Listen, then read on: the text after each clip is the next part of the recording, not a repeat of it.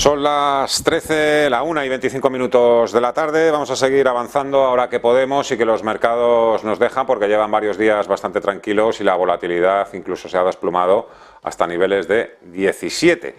¿Quién lo diría, no? Con todos esos frentes abiertos, no solo por el lado geopolítico, sino por supuesto por todo el lado macroeconómico, con la inflación, que parece que sigue resistiéndose a seguir bajando. En el caso de la subyacente, y el mercado sigue viendo o visualizando más subidas en los tipos de interés. Nos vamos a ocupar ahora de uno de los mercados precisamente más volátiles y más difíciles de predecir en estos momentos, y que se mueve siempre al son de lo que marcan el dólar o los tipos de interés, el mercado de las materias primas. Un informe reciente de la OCDE indica que hay tres elementos que deberían preocuparnos a medio y largo plazo. Una demanda que crece de forma exponencial, unas restricciones comerciales cada vez más intensas y el hecho de que el grueso de la producción de todas ellas, de todas las materias primas, se concentra en apenas 5 países, en Sudáfrica, en China, en Australia, en Congo y en Perú.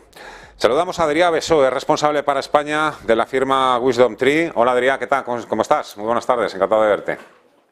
Hola, muy buenas, encantado de estar con vosotros. Adrià, casi empezando por el final, te voy a pedir un poco un análisis así general del momento para la inversión en materias primas. ¿Qué ha cambiado este año respecto a 2022? Porque la foto 2023 no se parece en absoluto a la que vimos en 2023. Por ejemplo, estamos viendo máximos en el oro este año. El año pasado el oro pues está ahí prácticamente parado, y al revés también. Por ejemplo, en el petróleo vimos máximos históricos, petróleo por encima de 140, y bueno, hasta que la OPEP anunció el último recorte, pues estábamos en niveles de $70. ¿Qué es lo que ha cambiado este año respecto a 2022? Sí, es verdad que venimos de 2 años muy buenos para las materias primas, especialmente en 2021-2022, siendo la mejor clase de activos en general.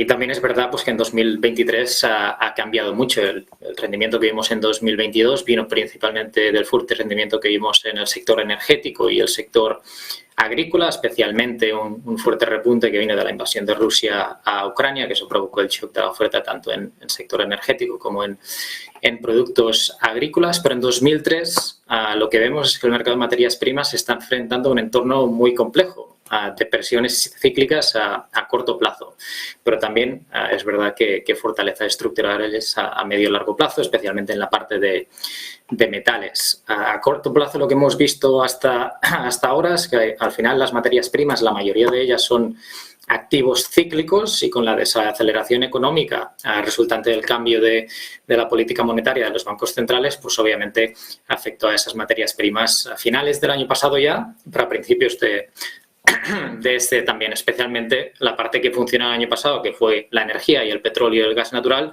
pues están sufriendo bastante este año. Pero desde WisdomTree creemos que aunque pueda haber volatilidad y vientos en contra para las materias primas a corto plazo, también creemos que a medio y largo plazo pues hay un apoyo estructural para ciertas materias primas, especialmente en la parte de metales relacionado con la transición energética y el repunte del gasto en infraestructura. ¿Siguen siendo, por tanto, un buen escudo contra la incertidumbre? Pues depende un poco de la materia prima, ya que al final esta clase de activos es muy diversa, es difícil generalizar en materias primas, pero si miramos especialmente en metales preciosos y el oro, ahí sí, creemos que el oro puede ser una buena opción en momentos de incertidumbre. Al final es el activo defensivo, activo refugio por excelencia para protegerse de esa incertidumbre económica, y históricamente ha tenido un buen comportamiento en escenarios económicos negativos, lo que significa que en estos periodos de incertidumbre económica o de mayor riesgo geopolítico, pues el oro puede tener, o históricamente ha tenido un buen comportamiento, y es lo que estamos viendo también este año. Como has comentado, el oro el año pasado se mantuvo bastante quieto, pero este año pues ha sido de los mejores activos de materias primas, de acuerdo con su estado de activo refugio.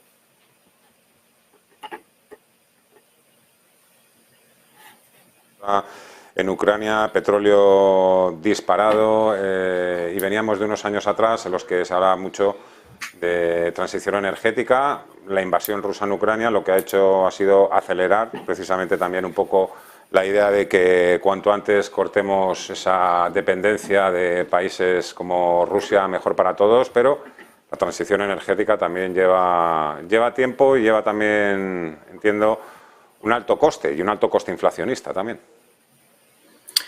Sí, es verdad que en un escenario en el que las emisiones netas cero han sido fijadas como objetivo para 2050, a fin de limitar los aumentos de temperatura, deberíamos ver un aumento significativo en la demanda de metales, ya que son muy importantes para esa transición energética. Por ejemplo, los metales son críticos para la fabricación de baterías, la electrificación, bombas de calor y otras tecnologías necesarias para esta transición. Pero también es verdad que eso lo que va a crear es una demanda muy fuerte en ciertos metales y, lamentablemente, ahora mismo hay insuficiente demanda o no hay la suficiente oferta para la demanda que va a haber en estos metales, y cuesta bastante tiempo desde que se invierte en minería hasta que realmente se producen los metales, pues puede pasar un tiempo importante.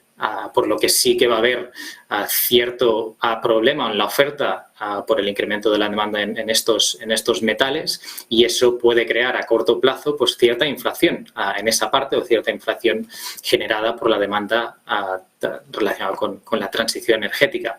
Pero desde nuestro punto de vista, eso, aunque a corto plazo pueda incrementar los precios de ciertos metales y tenga un impacto inflacionario, creemos que a largo plazo pues se va a estabilizar.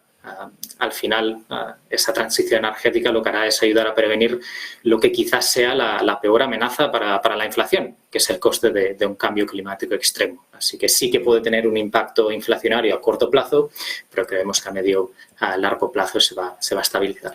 Pero seguramente todavía hay gente que desconoce que las baterías de los coches eléctricos o toda la tecnología que usa muchas energías renovables, pues también necesitan de sustrato, masa madre, también muchos metales industriales, que no tienen por qué ser ni mucho menos metales preciosos como el oro, pero sí industriales. Precisamente te quería preguntar cuáles pueden ser las materias primas más importantes y el papel que van a desempeñar en el futuro desarrollo económico. Sí, en cierto modo los metales van a ser la energía del futuro y van a tener un papel principal en el desarrollo económico. Como he comentado antes, los metales o ciertos metales son clave para la fabricación de baterías, la electrificación y ciertas tecnologías necesarias para esa transición energética, y una aceleración de esa transición energética impulsará la demanda de los metales. Pero para alcanzar esos niveles de oferta necesarios se debe invertir, o se estima que se debe invertir alrededor de más de 320.000 millones en la minoría de estos metales para 2030. Pero para poner un ejemplo, los metales como el cobre no solo son parte integral de la electrónica, sino que seguirán siendo un componente central de las nuevas tecnologías, incluido el 5G o los vehículos eléctricos. De hecho, esa relación del cobre con la transición energética puede ser el catalizador para que el cobre sea considerado como nuevo petróleo, pero hay que tener en cuenta de que es algo que no va a pasar del día a la mañana. Y asimismo hay otros metales que son necesarios, como por ejemplo para la generación de energía limpia se exige el uso de níquel en baterías y la plata en la generación de energía solar. Otro metal clave también es el platino, ya que es un catalizador necesario para la producción de hidrógeno, que se habla bastante últimamente de este tipo de tecnología, y el hidrógeno como una fuente renovable del futuro. Así que hay ciertos metales que van a ser claves para esa transición energética, para el desarrollo económico futuro. ¿Qué países van a tener ese dominio sobre esos metales? Como decía yo al principio, prácticamente es que está todo muy concentrado entre 5 o 6 países, los grandes dominadores del mundo. Tanta concentración. Correcto. Ya estamos viendo que no es buena, claro. Correcto, y depende un poco de cada metal. Si miramos a la refinería de materias primas, China tiene con diferencia el dominio en la mayoría de materias primas refinadas. Por ejemplo, China controla más del 40% de la refinería de cobre, más del 70% de la refinería de cobalto y más del 50% de la refinería de litio, que son metales clave también para esa transición energética, para el futuro económico a nivel global. La única parte donde no dominan en refinería es en níquel, que ahí es Indonesia, el país que controla la parte más importante de refinería para el níquel.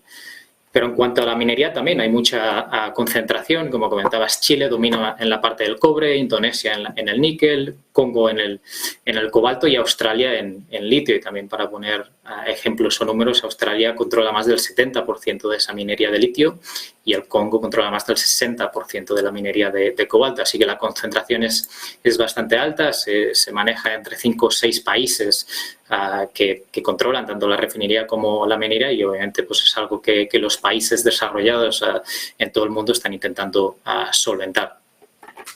Me gustaría saber desde WisdomTree cómo creéis que habría que tener exposición a esta temática. Commodities, materias primas. Pues en materias primas hay dos formas de acceder, especialmente si miramos materias primas relacionadas con la transición energética. Hay dos formas para construir esa exposición en carteras. Una es a través de renta variable temática, por ejemplo, eso puede ser en mineras relacionadas, en mineras de cobalto, mineras de litio, mineras de cobre, también el sector manufacturero, en empresas del sector manufacturero que está muy concentrado en China, por ejemplo, en la parte de baterías, o en otras tecnologías emergentes como pueden ser el hidrógeno, pero eso es una forma un poco más indirecta de acceder a ese mercado, que es a través de renta variable. Pero a través de materias primas e inversión directa a esta clase de activo, pues hay distintas formas de hacerlo. Los productos cotizados en bolsa son una forma muy eficiente de acceder a este mercado o a cualquier tipo de materia prima, pero hay productos que ya están construidos para tener exposición solo a esas materias primas relacionadas con la transición energética o por ejemplo, a las baterías, por lo que son carteras ya construidas que pueden tener exposición a aluminio, cobre, níquel, platino, incluso cobalto, litio, que es algunos de los metales clave que hemos comentado. Así que se puede hacer tanto a través de renta variable temática como a través de materias primas de forma directa con productos cotizados y ETFs. Los metales, la energía del futuro. Adrià Bessó, responsable para España de WisdomTree. Ha sido un placer. Espero que podamos volver a hablar pronto. Un placer. Hasta pronto. Adiós. Igualmente. Muchísimas gracias. Bueno, pues las commodities son inflacionistas, la transición energética también es inflacionista, y hoy se han publicado datos de inflación aquí en Europa, 6,9% tasa general, la tasa subyacente repite nuevo récord, 5,7%. Más datos con Raquel Rero. La inflación general de la eurozona se modera al 6,9% en el mes de marzo frente al 8,5% de febrero. Principalmente se debe a la rápida caída de los precios energéticos, de los costes energéticos y sobre todo del precio del gas natural comparado con hace un año, cuando inició esa subida de precios derivado de la invasión rusa de Ucrania. Es un dato que a priori parece esperanzador, pero que en realidad es el reflejo de un efecto estadístico, algo que ya nos indicaba con el dato adelantado de Eurostat. La explicación: la fuerte subida de los precios en marzo de 2022, al comienzo de la guerra, disparó el número índice al que se referencia la inflación, generando una tasa de variación anual muy elevada.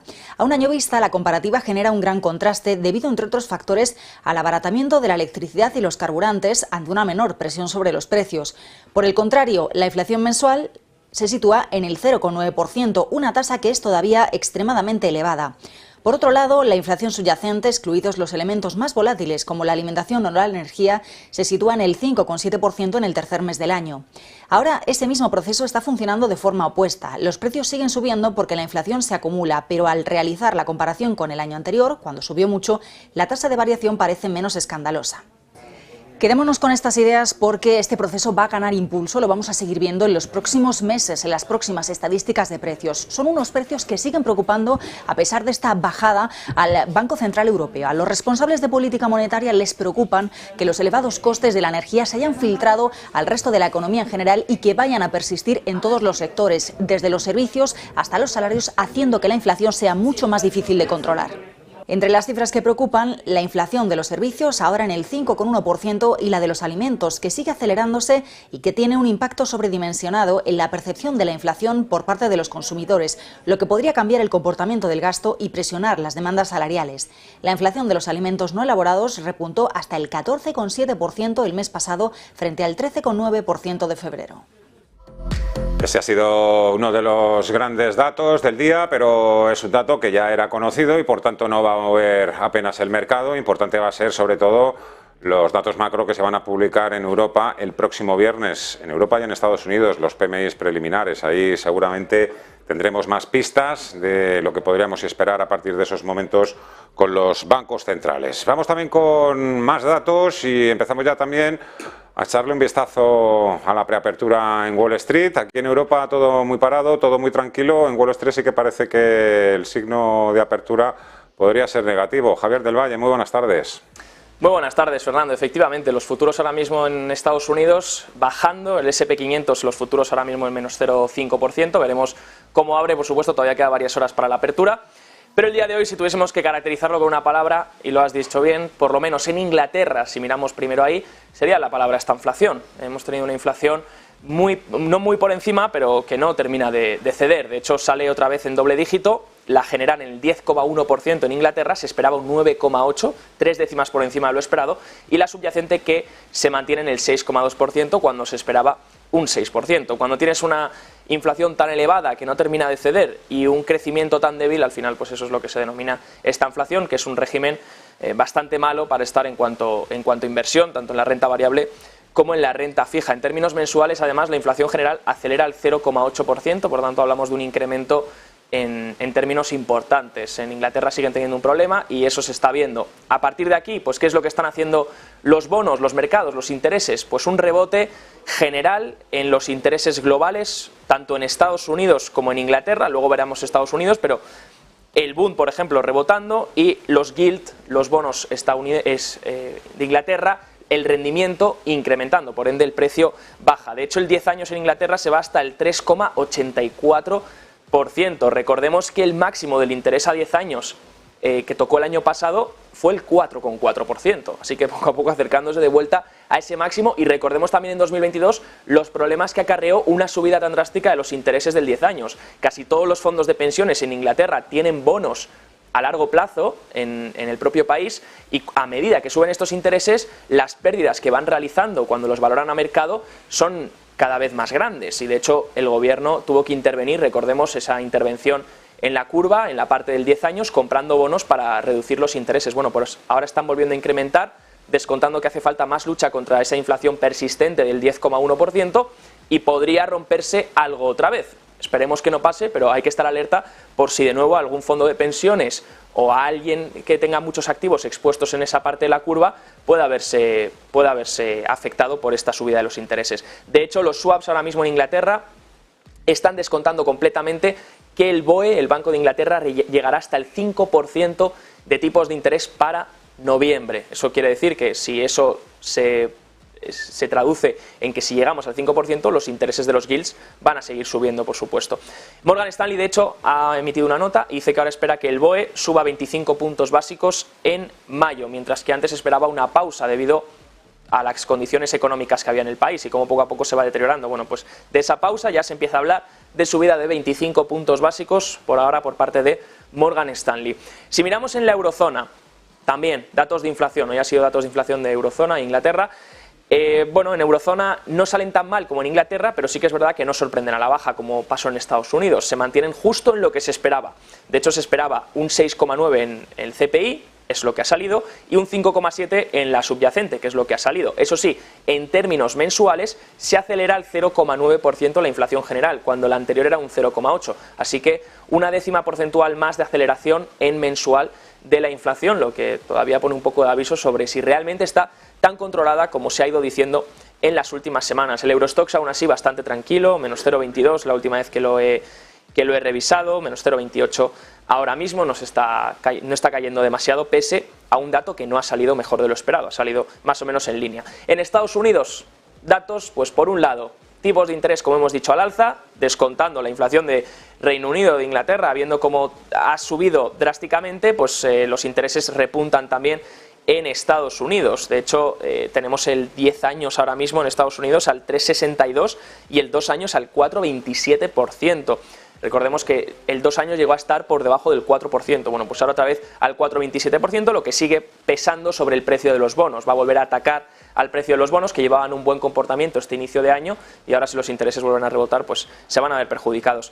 La tasa hipotecaria se acaba de publicar para las hipotecas en Estados Unidos también, esa tasa MBA a 30 años fija, sale en el 6,43%, el anterior dato fue un 6,30%, así que vemos ahí un incremento de 0,13%, un incremento en los tipos hipotecarios de nuevo. ¿Esto a qué ha venido acompañado también? A una reducción en las aplicaciones. Por supuesto, el tipo hipotecario incrementa, las aplicaciones disminuyen.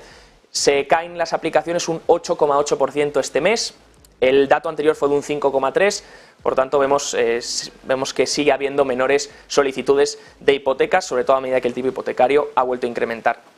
Ayer Bullard decía que los tipos tenían que irse al 5,50, 5,75% y mantener ahí. Todavía serían otros 50 puntos básicos de subida, eso no lo espera el mercado está esperando 25% y pausa, un poco lo que dijo Bostic en la misma línea. Veremos si el mercado empieza a hacer ese repricing, empieza a ajustar el valor de esperar una subida todavía más, hasta una de 25 y otra más, o se mantiene en esa argumentación de una de 25 y una pausa. Los precios de la gasolina en Estados Unidos vuelven a aumentar por tercera semana consecutiva, suben 0,076 dólares por galón, se ponen en 3,65 dólares por galón ayer, esto lo muestran los datos de GasBuddy, y alcanzan el nivel más alto desde noviembre de 2022, así que otra vez vuelven a pesar sobre el consumidor estos precios de la gasolina, a pesar de que el petróleo se haya mantenido en la zona de los 80 dólares. Las megacaps siguen sustentando este rally. Si miramos el comportamiento de la última semana y de ayer mismo, comportamiento relativo, sobre todo lo que mejor lo está haciendo son las grandes empresas, mientras que las pequeñas y las microcaps están sufriendo bastante. De nuevo, si queremos que este rally aguante, si queremos que la fuerza en el mercado aguante, deberemos vigilar a estos líderes, deberemos vigilar estas megacaps, estas grandes empresas tecnológicas que son las que han liderado el primer trimestre del año. Si empiezan a fallar, tengamos precaución, porque significará que a lo mejor el rally puede empezar a finalizar, esa subida puede llegar a su fin. Por el lado de las empresas, pues reporta hoy Tesla, informará sus resultados del primer trimestre. Los analistas ponen el ojo sobre todo en los márgenes, Fernando, por los recortes de precio en el primer trimestre. También se espera que Morgan Stanley informe de una caída en las ganancias en el primer trimestre por la parte de la banca de inversión, que continúa presionando una caída prolongada en la actividad de negociación. Veremos a ver qué tal salen los resultados por ese lado también, que recuerden, seguimos con temporada y cada vez más nos acercamos a que presenten las grandes tecnológicas, que como les he dicho son las que han liderado por ahora el rebote del primer trimestre. Muchísimas gracias, Javier. La tecnología es lo que tira del S&P 500, desde Nasdaq. Aquí en Europa la tecnología pues se suma también a otros sectores como el lujo o también el sector financiero. Hoy que estamos viendo a las acciones que no dan grandes señales de avanzar ni de retroceder. No está sucediendo lo mismo en el caso de los bonos, porque sí que estamos viendo una interesante repunte en las yields, por eso, porque aumentan también las expectativas de subidas de tipos de interés. Vamos a seguir preguntándonos cómo y dónde tendríamos que estar posicionados en el contexto actual. José Antonio Bittner ha hablado esta mañana con Carlos González, es el director de Relaciones Institucionales de la gestora Cobas. Con él os dejo. Gracias, que seáis libres y felices. Adiós.